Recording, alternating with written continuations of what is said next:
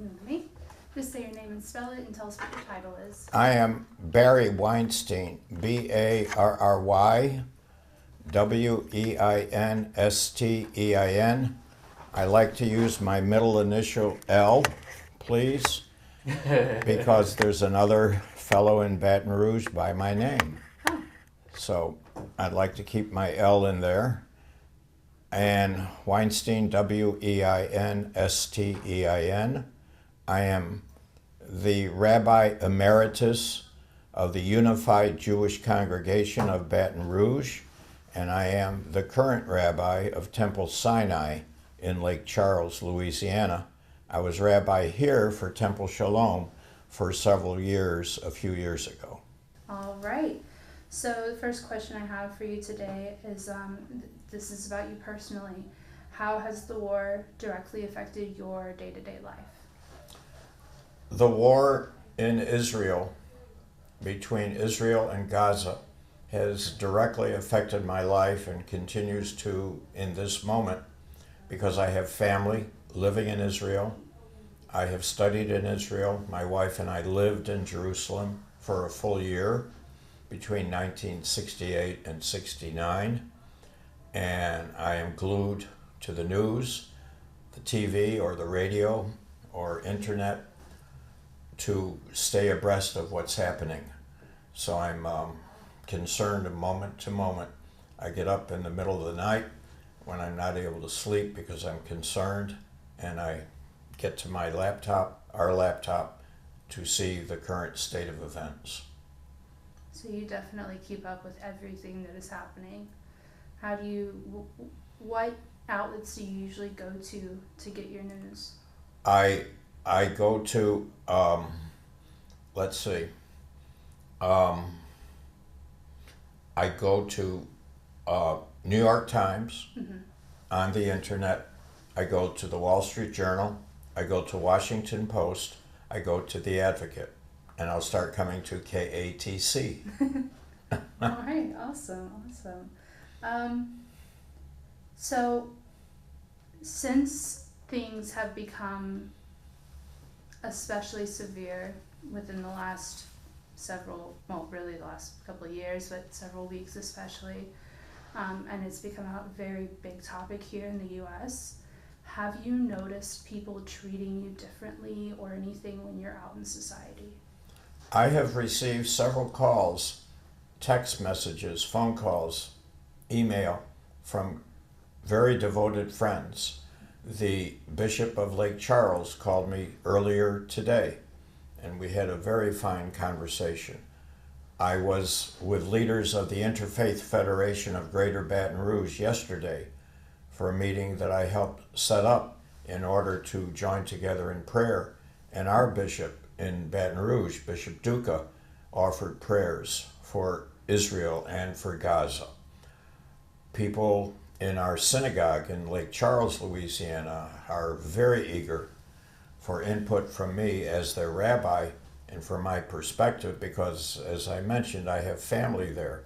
I do have a message I just got from our family in Israel. May I read it Absolutely. At this time? Yes, absolutely.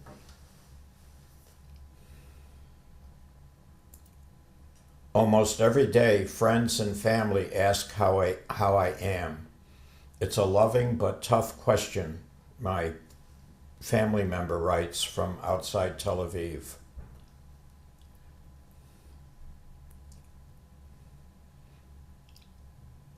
I lost my place, I'm sorry. You're fine.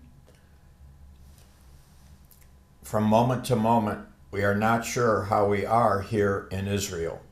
We focus on the good where possible. It is often difficult. A personal picture. My home for 30 years, Kfar Adamim, that's about 25 minutes southeast of Jerusalem on the way to the Dead Sea, actually.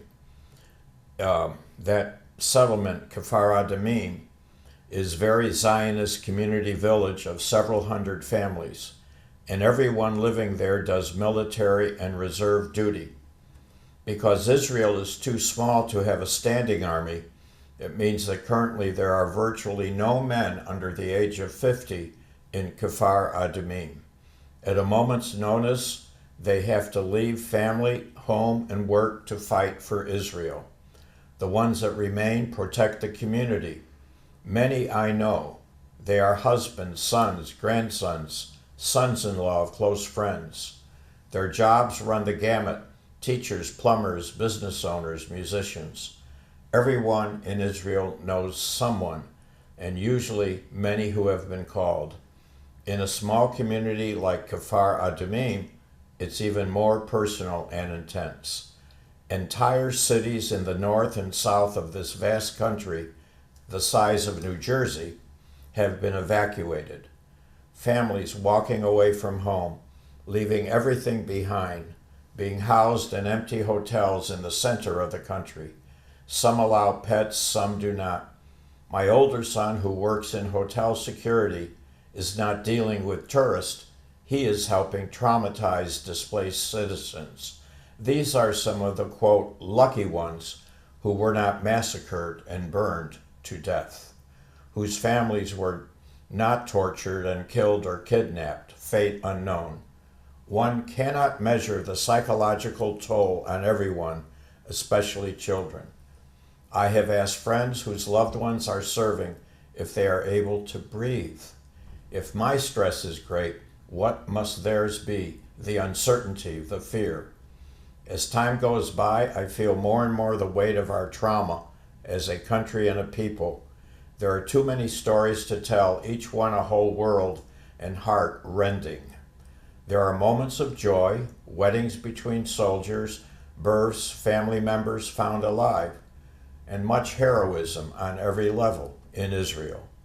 Citizens across the board are volunteering to do what needs to be done for our soldiers and for Israel. We are resilient. We will survive and rebuild and continue. Our national anthem is entitled Hatikva, meaning the hope. But we are a tiny nation.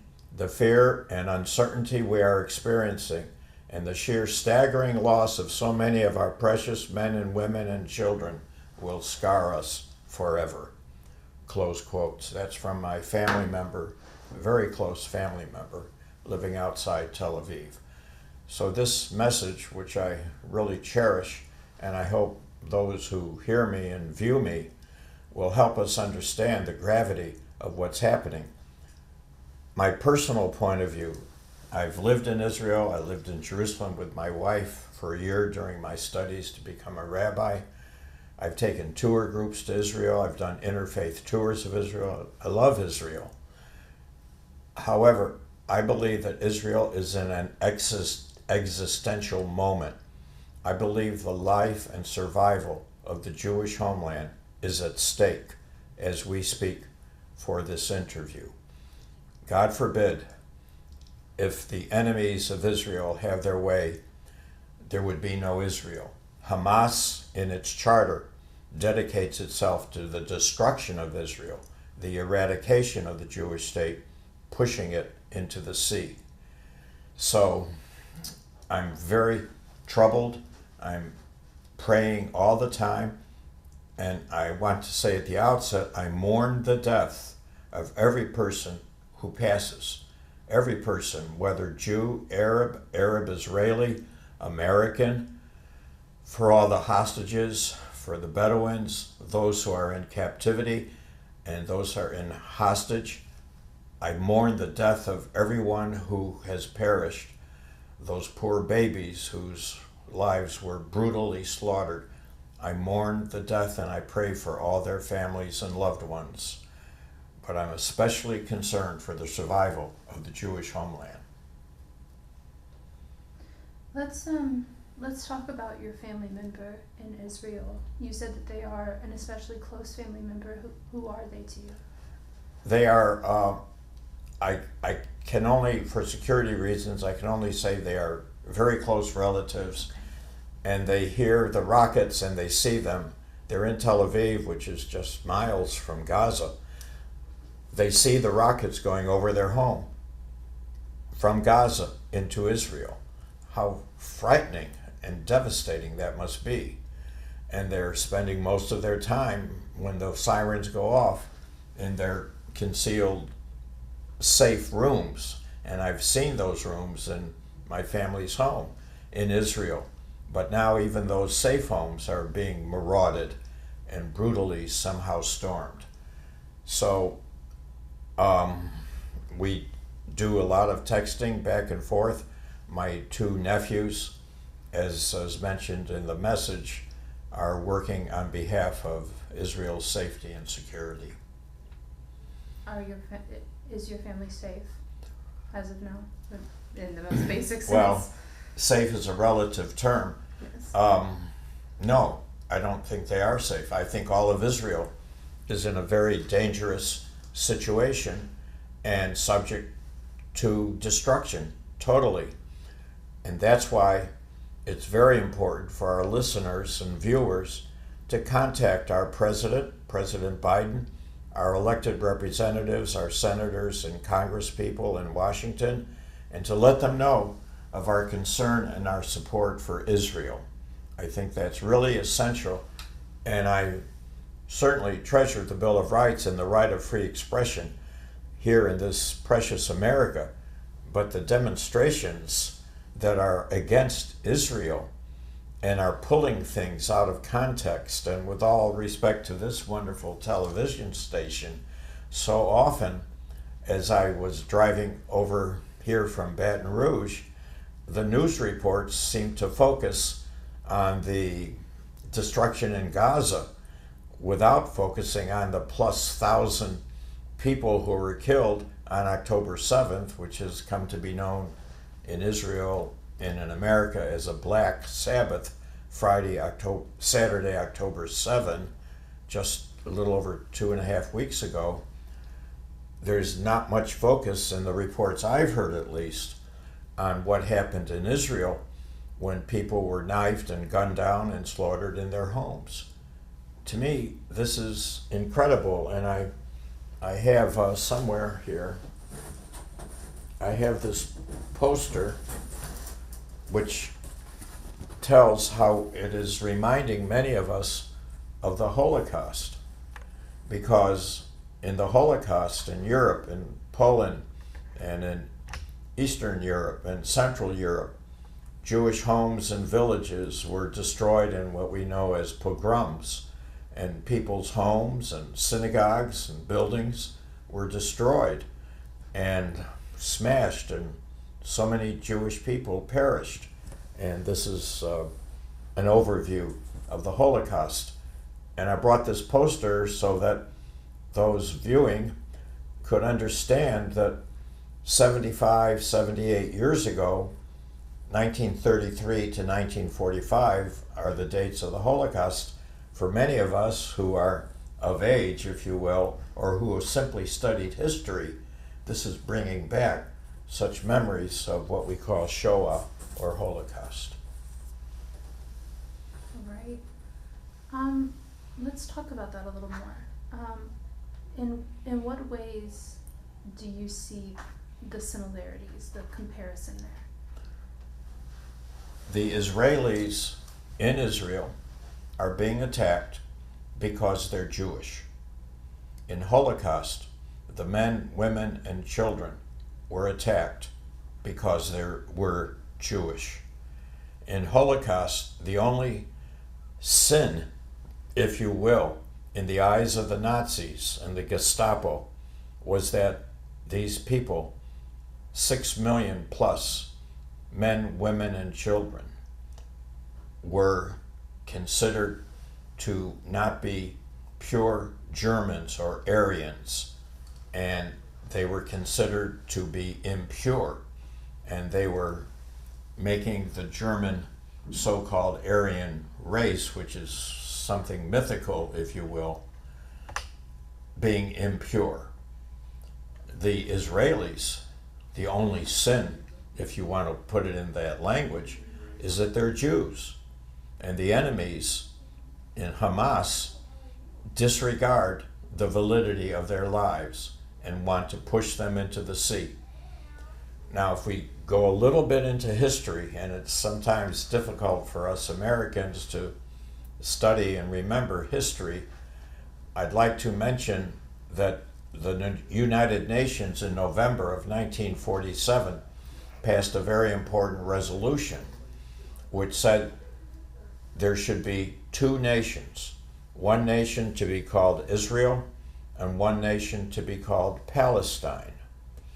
The Jewish people working hard for many, many years to form a homeland during and after the Holocaust, when our Jewish people were trapped in Europe. And we in America had very severe quotas against Jewish people and other people to immigrate here. So it was very important for a homeland to be established in what was then called Palestine. The Jewish people accepted it, but the Arab world rejected this idea that there would be two nations side by side. And the way the map works out, and I have maps here, illustrations and charts which show all this, the Jewish people didn't get the best chunk of land in this partition of 1947, and they accepted nonetheless because they wanted to have a homeland, have a state, have a nation. But the next day, after the partition plan was approved in late November 1947, the shots and the rockets fell on Jerusalem, the road to Jerusalem was blockaded, and the War of Independence, 1947-1948, broke out, to be succeeded by several wars. The Suez Campaign in 1956, when the Suez Canal was blocked to Israeli traffic. 1967, the Six-Day War, when Gamal Abdel Nasser massed his troops on the southern border of Israel. It was clear that Israel was going to be attacked, so Israel had to launch a preemptive defensive attack against Nasser's troops on the southern border of Israel, massively outnumbering the Israeli forces. And at the same time, there was attacks coming in from Syria to the north and from Jordan. Israel had to fight with such limited numbers 3 fronts during the Six-Day War, and Gaza as well. So Israel survived. It was 6 days. I'm not sure Israel could have held out longer than 6 days, actually. And I was in rabbinical school at that time in Cincinnati. Many of us wanted to go over and help Israel, but they told us to stay put because we wouldn't be of much help. We would get in the way. Then in 73, the Yom Kippur campaign, on the Sabbath of Yom Kippur in 1973, Israel's guard was down, and a terrible attack taking many, many lives happened. And then we have the intifadas in the 80s and into the 90s, and now this most terrible crisis of 2023. So I just go over that brief overview of Israeli history to show how Israel has struggled so hard. And in the summer of 2005, many of our viewers will remember Israel left Gaza, abandoned Gaza, peacefully gave it back to the Arabs. At the same time, Israel gave up certain sections of what I like to call Judea and Samaria, what's become known as the West Bank of the Jordan River, and it also gave back certain areas in the Golan, all in exchange for peace, because Israel has never wanted land. And it gave back the Sinai Peninsula, which I've traveled through and camped in years ago. The Sinai Peninsula is larger than all of Israel. Israel gave it back and surrendered it in exchange for peace. And to see Israel now having been invaded on the Black Sabbath, October 7th, and innocent Israeli civilians, old, young, children, being brutally slaughtered, just breaks my heart.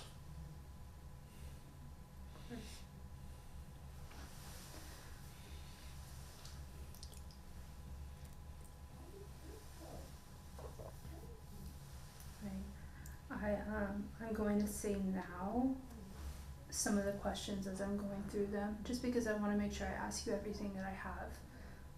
Some may get repetitive. If you don't have any more to say about it, that's fine. Just tell me that.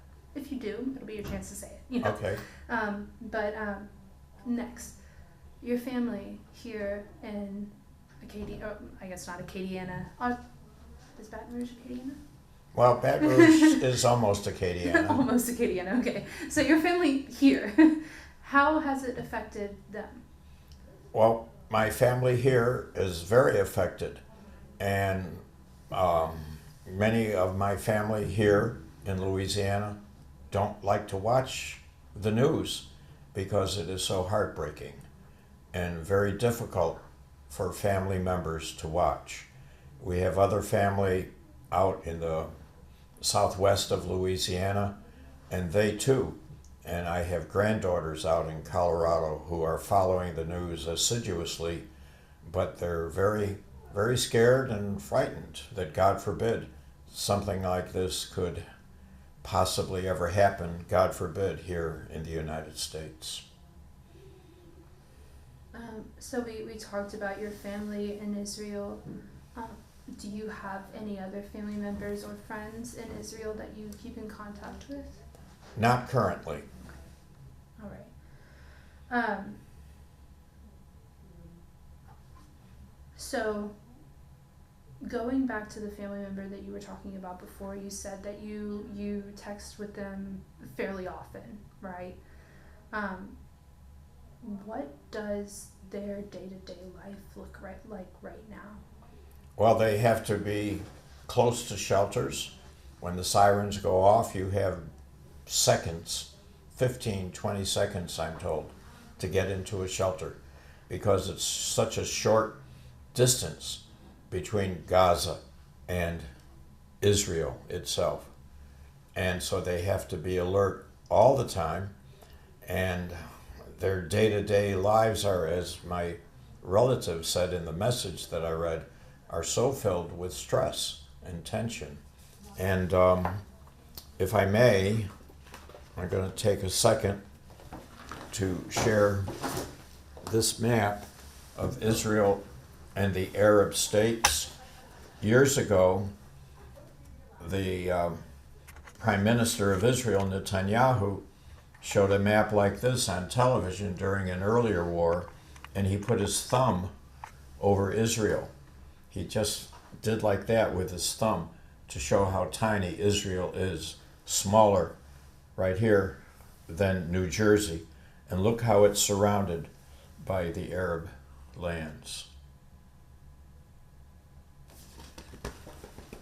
And the mandate established by Britain in 1920 at the San Remo Conference for the Jewish National Home had quite a large chunk of land. This was the British mandate. There were several mandates in the 20s. The British mandate, the French mandate for Syria, and the Iraqi mandate, the British mandate for Iraq. These were boundaries that were set up somewhat arbitrarily. People who study history can learn about how these lines were drawn. But at that point, Palestine as a British mandate was quite large. However, Great Britain's division of the mandated area became like almost the current shape of the nation of Israel. This is the British mandate. There's Palestine, there's Transjordan, here's Egypt, down here is the Sinai Peninsula. This gray area is the area separated and closed to Jewish settlement in 1921. Jews no longer allowed at all in this area.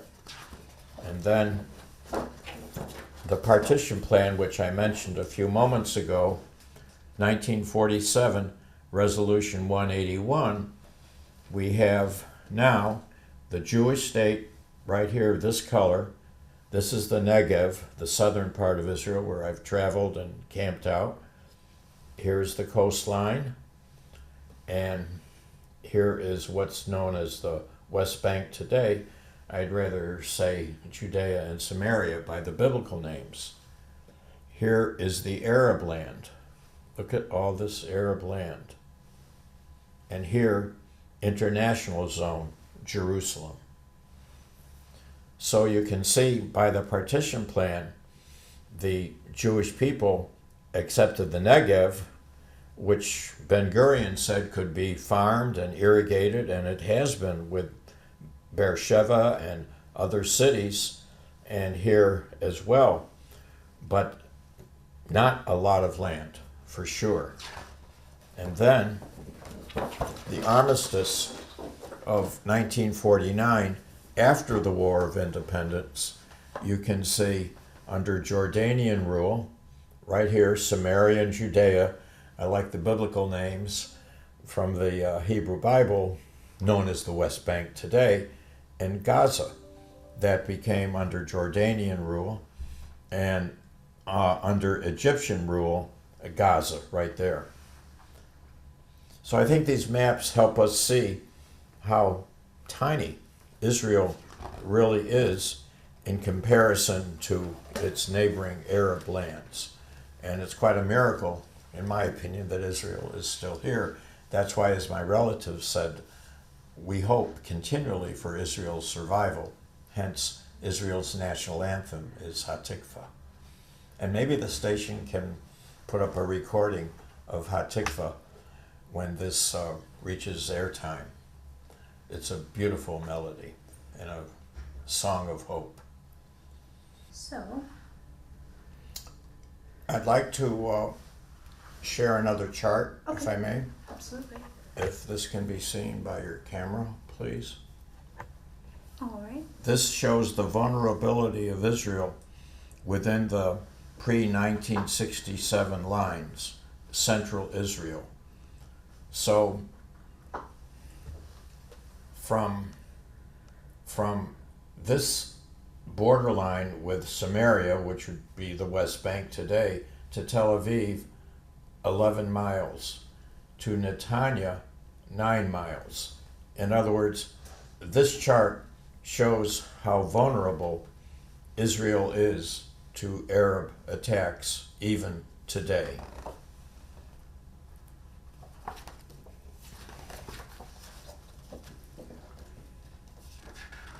And in terms of the missile threat, and this chart is old, but you can see from this chart that for missiles, which go so very, very fast, Israel is extremely vulnerable. Now this chart is also old. I need to get an updated sample of this, but in 1991, 1992, you can see the total among Syria, Jordan, Iraq, Saudi Arabia, Libya, and Algeria, 78.7 million people. Israel at that time, 4.8 million, now about 6 million, or a little more than that. And active armed forces in the Arab lands, 1,208,000. Israel now, today, this number is roughly 300,000. But this number is probably up to 2 or 3 million. So these charts help us realize the extreme vulnerability of Israel. And just as I mentioned, Israel would fit 4 times in Louisiana by square miles. Here's Israel, here's France, California, Syria, and Ecuador. There's Israel.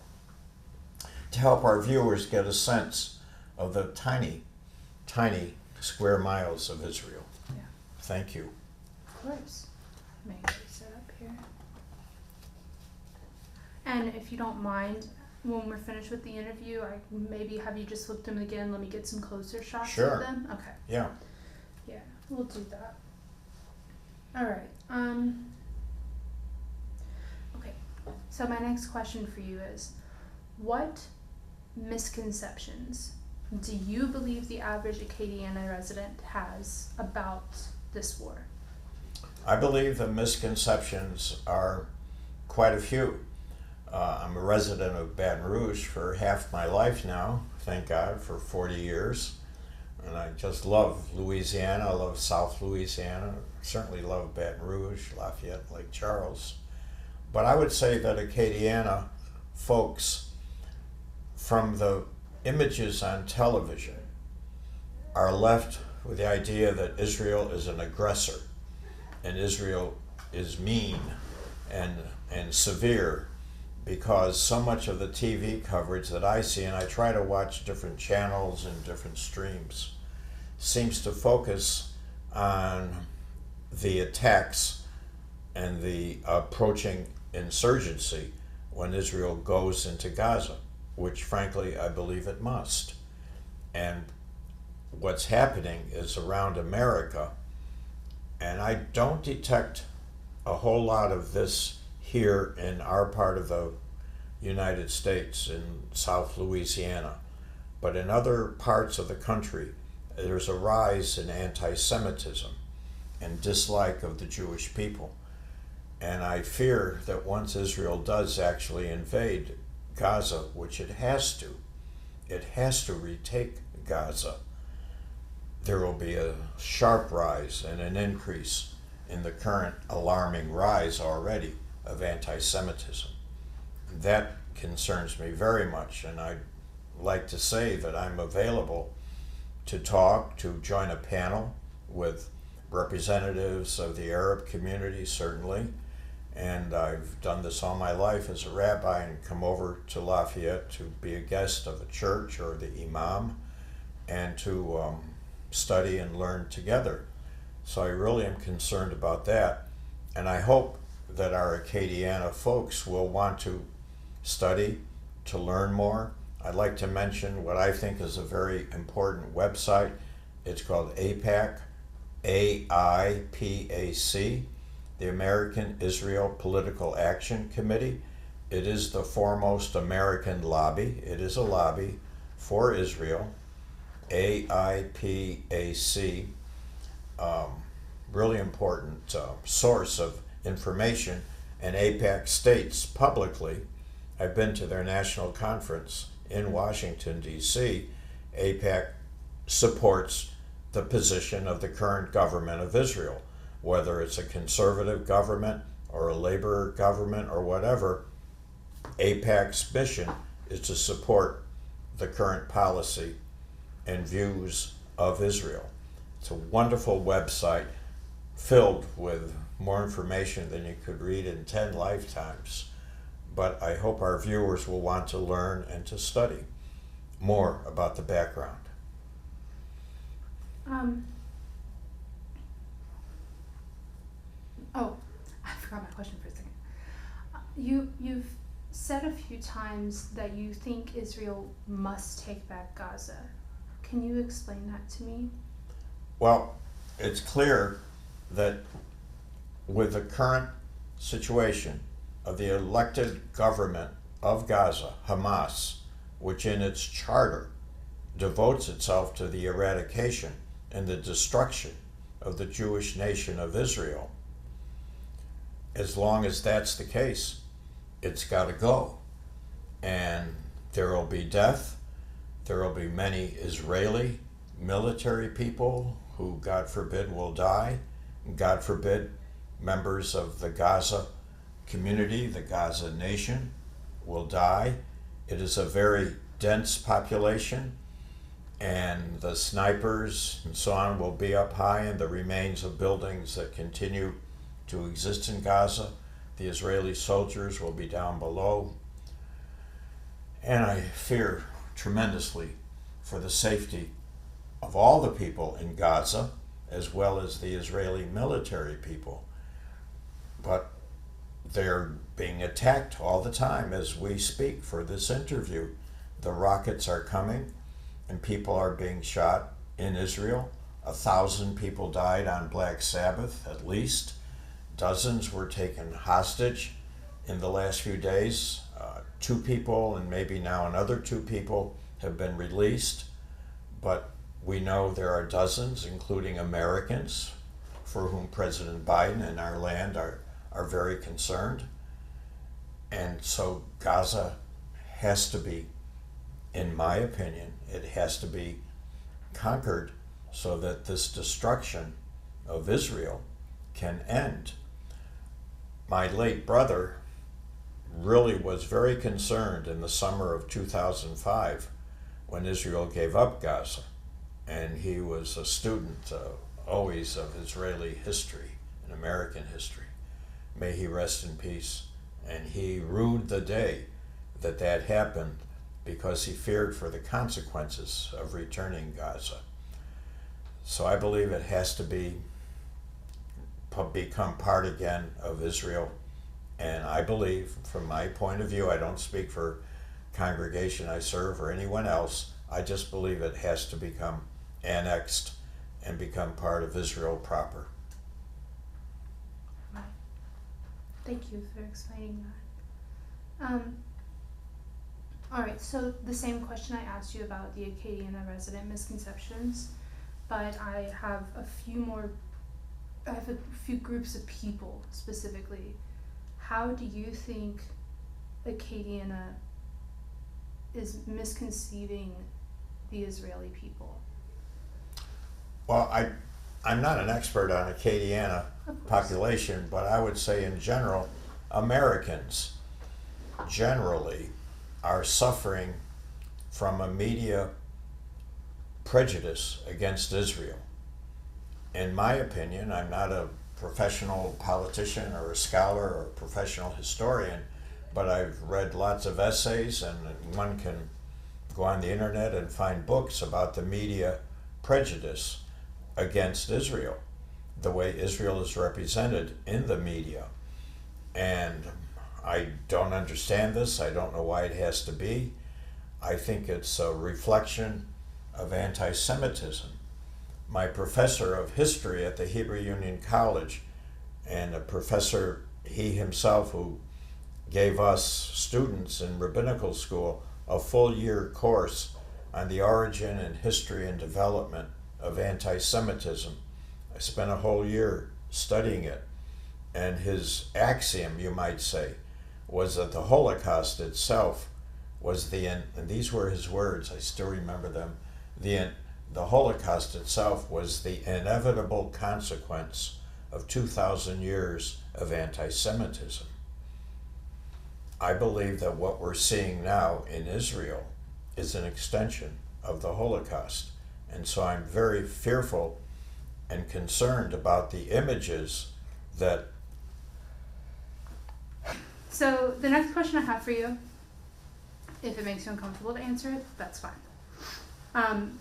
But I asked the equal yet opposite question to the other party, so it seems only fair, you know. So what misconceptions do you think people have about the Palestinians? I believe the primary misconception that people have about the Palestinians, and I'm not an expert on this part of the situation, but from my own study, I believe the misconception is that Israel doesn't care for them and isn't concerned for them. And I hasten to add that I lament the fact that the neighboring Arab lands, with all of their space and all of their miles and miles of land, also do not seem, from my personal point of view and others whom I study and learn from, don't have a lot of favor and do not look upon the Palestinian refugees with great favor. I can't understand, for example, why Egypt has closed the Rafah closing going into Egypt from Gaza so that the Palestinians, over 2 million of them in Gaza, can escape to Egypt. Why hasn't King Hussein of Jordan invited them to come into Jordan? And people much wiser and more scholarly than I am are also asking these questions. So the Palestinian refugees are in a very dire position, and I pray for them and I mourn all of them who have passed away. May they rest in peace. And I worry for their safety now. And Israel has scattered and dropped from airplanes leaflets begging those in the north part of Gaza to go to the south. And yet I understand that the Gazans, the people in Gaza, respond that, well, if we go to the south, we'll be bombarded as well. Well, Israel's got to defend itself against these continuing attacks on its nation and the viability of the Jewish homeland. It could be so simple from my point of view, and I'm not an expert, I'm not a professional historian, but it seems to me that if Egypt would open its land to the Palestinians, they could go and have safety, as well as the same for Jordan. All right. And then the last question of this about misconceptualizing things. Do you believe that the people here have a misconception of you personally? I have lived here, as I mentioned earlier, half my life with my family. We came from Omaha, Nebraska in the summer of 1983, before you were born. And we've had a wonderful time. We've been received very well. I'm quite active in the Baton Rouge community, and I'm active when I was serving Lafayette. I arranged the 10th anniversary of the attack on America. Years ago, I arranged the 10th anniversary observance right here in Lafayette, and Lake Charles has been so wonderful to me and my family. So I've been received very well. I am so grateful that Hashem, God, has led me into Louisiana. And I didn't know a whole lot about Louisiana. And from day one, we've been received very well here. So I feel very blessed. Wonderful. I'm glad to hear that. All right. So, speaking directly to the Acadiana residents, what would you want to say to them as a group about the war and about you and about Israelis and about Palestinians? What would you say to them? I would say that I pray for everyone that views or listens to this interview. I pray for all of us in Louisiana, particularly here in Acadiana and in South Louisiana. I pray that each of us will say a prayer this evening before we lay our heads down on our beds at night, giving thanks for America, for Louisiana, for the peace and quietude that we have here. Yes, I know America, I know Louisiana, we have our problems and our challenges, but I believe this part of the country, where I've lived half my life, is a very sturdy part of the country, very devoted to America, and I would like anyone listening to this interview to know that my love reaches out to all and that I cherish the friendships that we have. I'm so grateful our Jewish communities in New Iberia, Lafayette, Baton Rouge, Lake Charles are thriving and are so well accepted by the general communities. My goodness, how much we have for which to be grateful. And I have a prayer that I'd like to read for all of us, if I may. I guess we're getting toward the close maybe, but I like to read this prayer, and when it's edited, you could place this wherever you like. Is that okay if I read this prayer? Absolutely.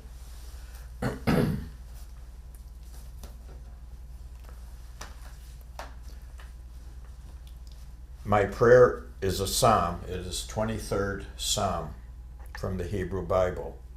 The Lord is my shepherd, I shall not want. He maketh me to lie down in green pastures. He leadeth me beside the still waters.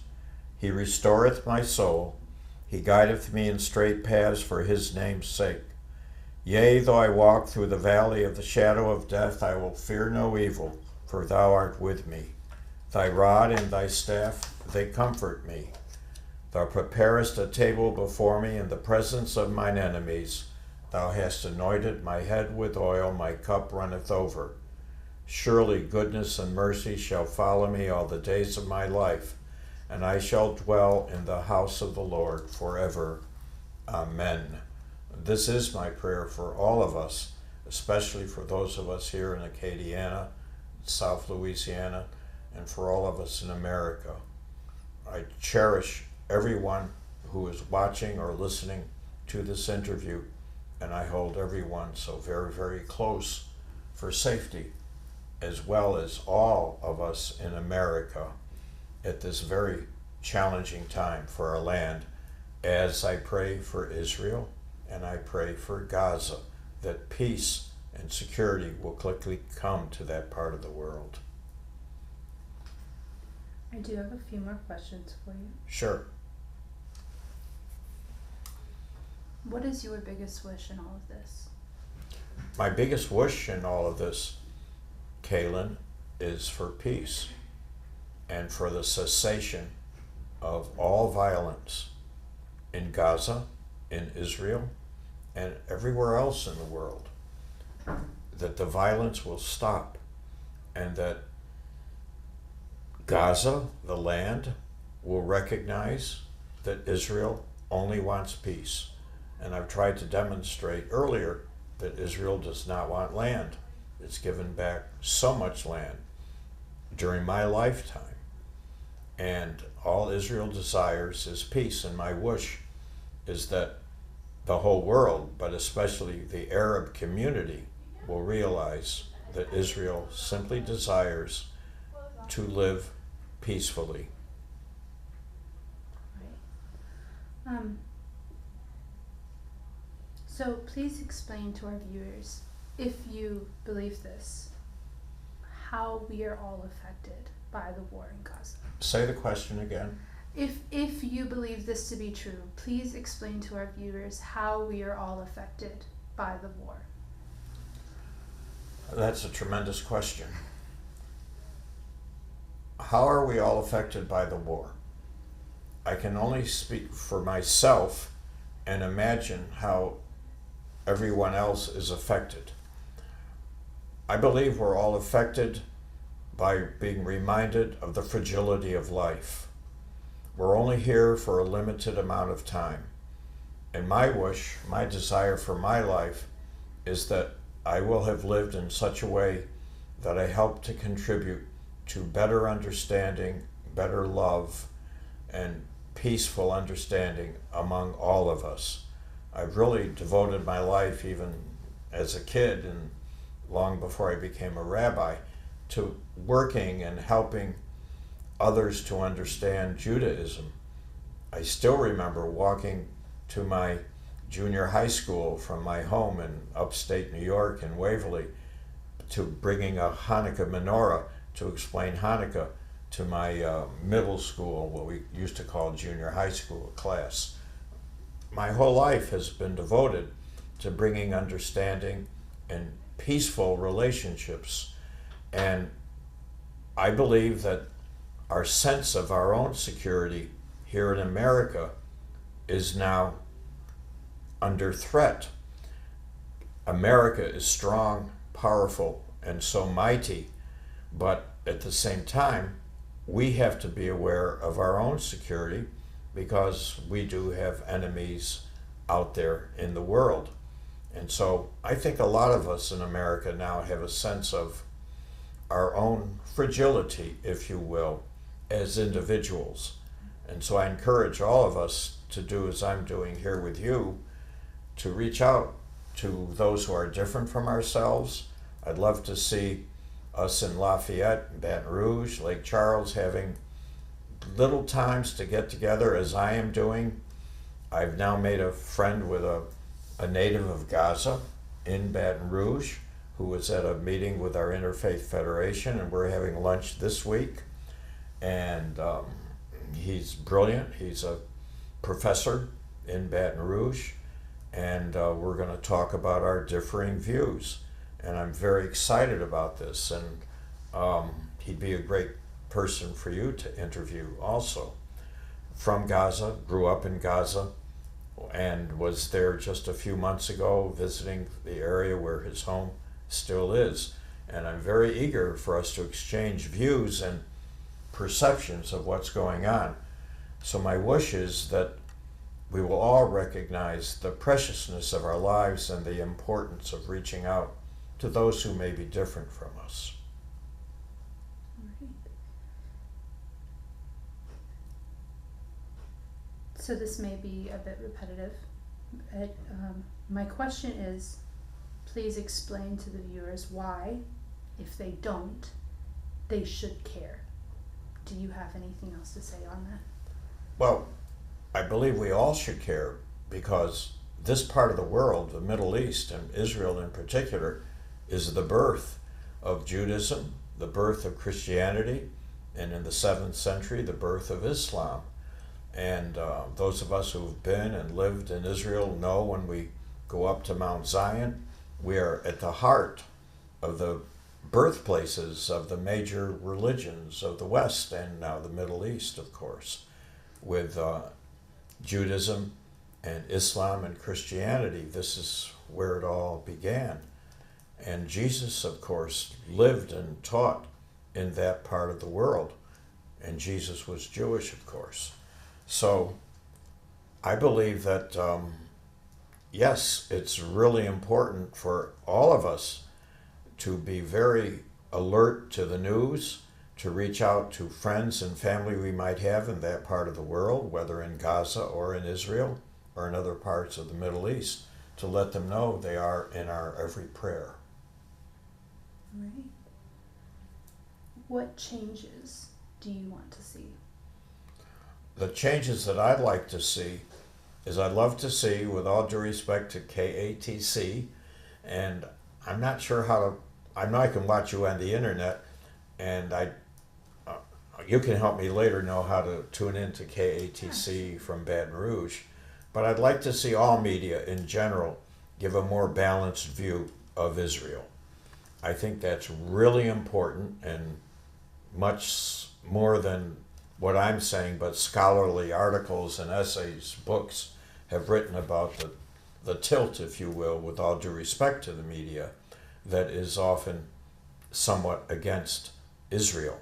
And I'd like to see that change, and my wish is that there be a more balanced representation of Israel and Israel's policies and its steps that it takes to protect itself. All right. And this is something that we talked a lot about in the beginning. If there's anything that you want to add on to it, it's a little bit more of a specific question. Please explain to me how you have been affected by the war mentally and emotionally. I have been affected by this war deeply. I remember living in Jerusalem. I remember visiting the kibbutz where my family lived in the valley of Jezreel, kibbutz Tel Yosef. I remember my first visit to Israel in 1962. I always think about my return to Israel. We like to speak of not traveling to Israel. We like to speak of returning to Israel. And I am very eager to return and again take a tour group of Jews, Christians, Muslims, and others to Israel. I did this several years ago with a very fine Methodist minister in Baton Rouge. We had 2 busloads. I'd love to see if a minister, priest, imam listening to this interview would like to reach out to me, and we could, God willing, and my goal is to go return in the fall of 2024 after the festival holiday or during the festival holiday of Sukkot, and have a wonderful trip. God willing, then there will be peace once again in that part of the world. That is my fervent wish, to return, to visit the gravesite of my late brother. May he rest at Kfar Adamim, the village where he lived in the latter years of his life. and to see my family in Israel and reunite with them. These are parts of my wish that God will grant me more time, and I will be able to do that. Right. And how does it make you feel to be able to talk about all of this on air?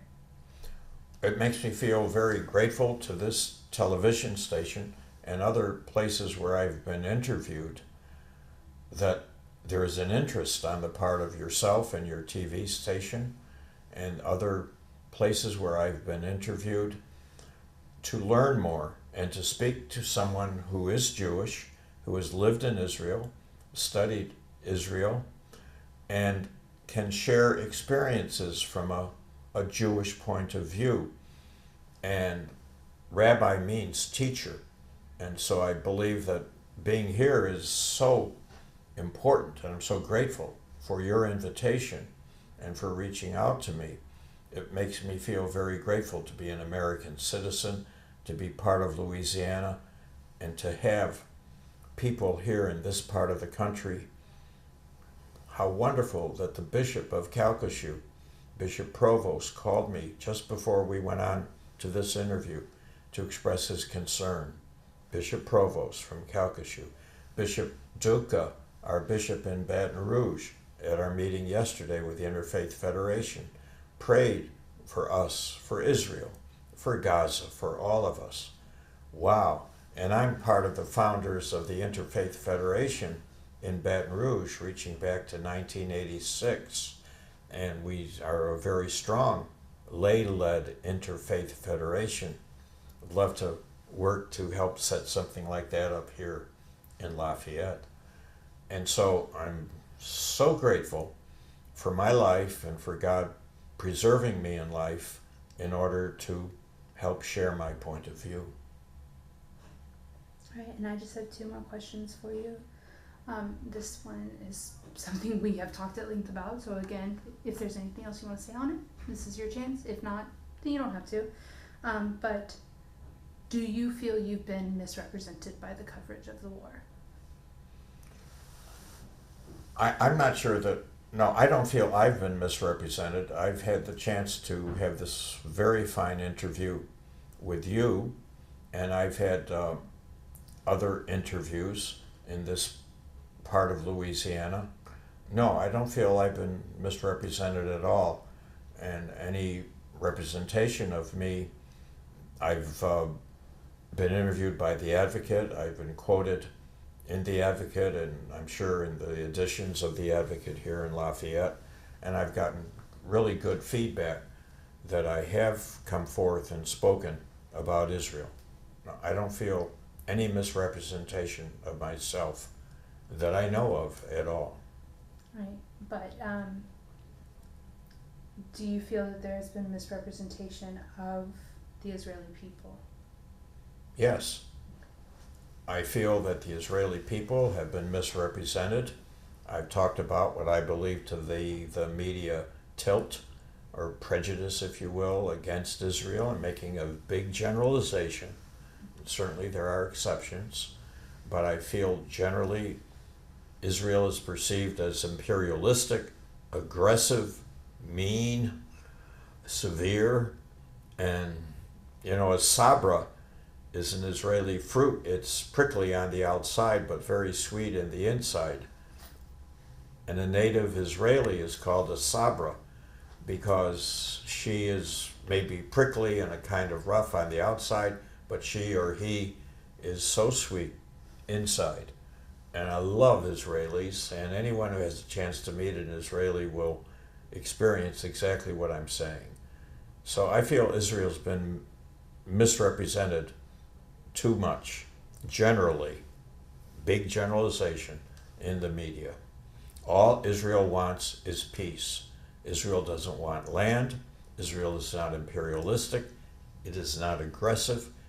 This is a defensive war that Israel has had to take to preserve itself as a free Jewish homeland. All right, and my last question for you. Is there anything else you'd like to say? I'd like to say that I am so grateful to this television station, to you, Kaylin, for arranging this interview.